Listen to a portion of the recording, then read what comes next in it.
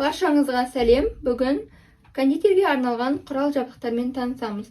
Енді бастап келе жатырған кондитерлер қандай құрал жабдық алу керек, алмау керек барлығын түсінбей жатады. Сондықтан осындай видео түсіруді жөн көрдім. Құрал жабдықтардан ең алдымен ең қажеттілерден бастап айта беретін боламын. Бізге таразы керек болады. Және поворотный столик деп айтылады. Айналмалы стол керек болады. Менде осындай пластиктен бастадым. 1 жылдай пайдаландым. Бұл да жаман емес.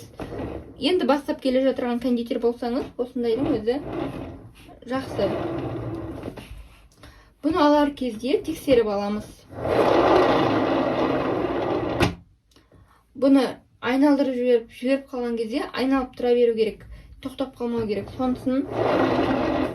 Сонысына мән бересіздер.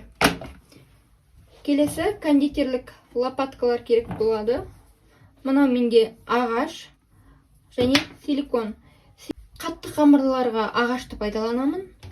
Силиконды лопаткам сынып қалды өйткені. Ал силиконды лопаткаларды мен кремге және жұмсақ қамырларға пайдаланамын. Кондитерлік шпательдер, менде осындай 2 түрлісі бар. Мынаны ганашқа алғанмын. Және мынаны ең бірінші алған шпателім.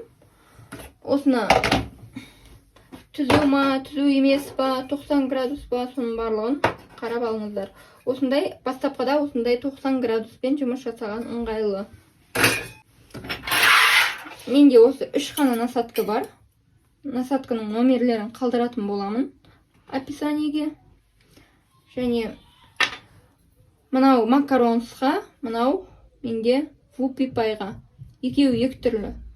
Мынау мен макаронс жасаса ыңғайсыз, яғни ағылып кетеді. Сондықтан мынау макаронстікі. Менде осы екеуі ғана болды ең басында. Және бисквит пісіретін болсаңыздар, оны кесуге арналған түзу осындай құрал бар. Және кондитерлік қалта бар. Осындай орташа өлшемдегісін алып алыңыздар. Және формасы өзгеретін раздвижное кольцо. Әртүрлі размерде пісіре бере аласыз. Шамамен бұл 30 сантиметрге дейін ашылады. Әртүрлі биіктікте және әртүрлі болып ашылатыны болады. Сұраңыздар. Және астын фольгамен жауып бисквит пісіре берсеңіздер болады.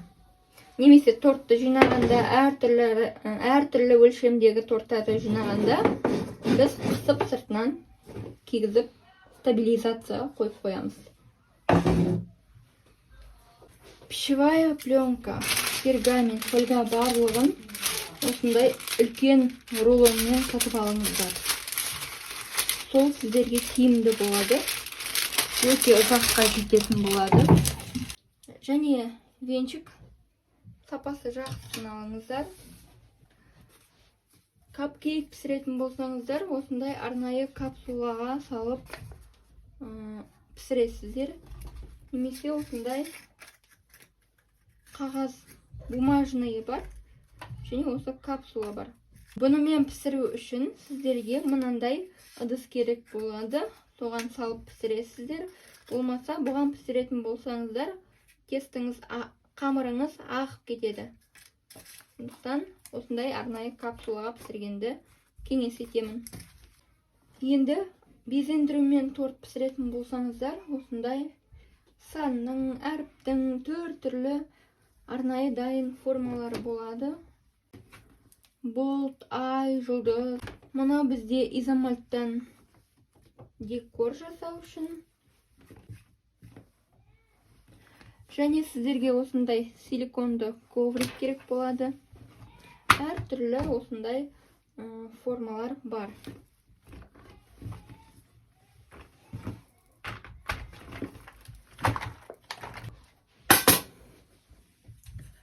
Және пирог пісіретін болсаңыздар, осындай формалар болады. Және бір противенге екі осындай пирогты бірге пісіруге болады. Осындай екеуін алып. 20-20 болсын, мынау менде 18 бен 18 сантиметр. Астына пергамент жайып, пісіре берсеңіздер болады. Және кейіннен осындай шақты поворотный столик алуға болады. Не нәрсені алуға кеңес етпеймін. Осындай ұзын жұмыс істеуге ыңғайсыз палеткалардан мен мынаны той тортын жасауға ыңғайлы болатын шығар деп алдым, бірақ өкінішке қарай пайдаланылмай тұр. Бұл бәрібір тегіс қылмайды екен. Торттың бетін тегістеуге арналған осындай өзіңізге ыңғайлы палеткаларды алсаңыздар болады. Және менде осындай жиынтық болды мастихендердің. Сынып қалды барлығы. Бір-екеуі бар осындай. Сапасы жақсысын алыңыздар. Бұлардың да әртүрлі сападағысы болады. Және осындай пирогқа арналған форма сынып қалды. Бірақ бұның да әртүрлі сападағысы болады. Яғни арзанын алмай, жақсысын алыңыздар. Подложка таңдаған кезде де сіздер оның қалыңдығына, майыспайтындығына мән берулеріңіз керек. Яғни қаншалықты қалың болса, тортыңыз соншалықты көтергенде әр жаққа көтеріп қойған кезде әдемі қалпын сақтайтын болады. Мысалы, ол майысатын болса, сіздің тортыңызда, яғни майысқан кезде кремі майысып қалатын болады. Сондықтан подложканың қалыңдығына, сапасына мән беріңіздер. Және тортты клиентке беретін кезде, коробкаға салған кезде, мынаның коробкаға екі жағы жабысатын скотчпен жабыстырып, коробкада подложка қозғалмайтын болып тұру керек. Бекітеміз міндетті түрде. Болмаса тортымыз шайқалып, барлығы бұзылып кетуі мүмкін. Қан торт жасайтын болсаңыздар, осындай әртүрлі трафареттер болады. Осымен бүгінгі видеомыз аяқталды. Баршаңызға сәттілік тілеймін. Менің каналыма тіркеліп алуды ұмытпаңыздар. Және келесі қандай видеолар шығарайын, менің каналымнан қандай видеолар күтесіздер, соны комментарий бөліміне жазып кетсеңіздер.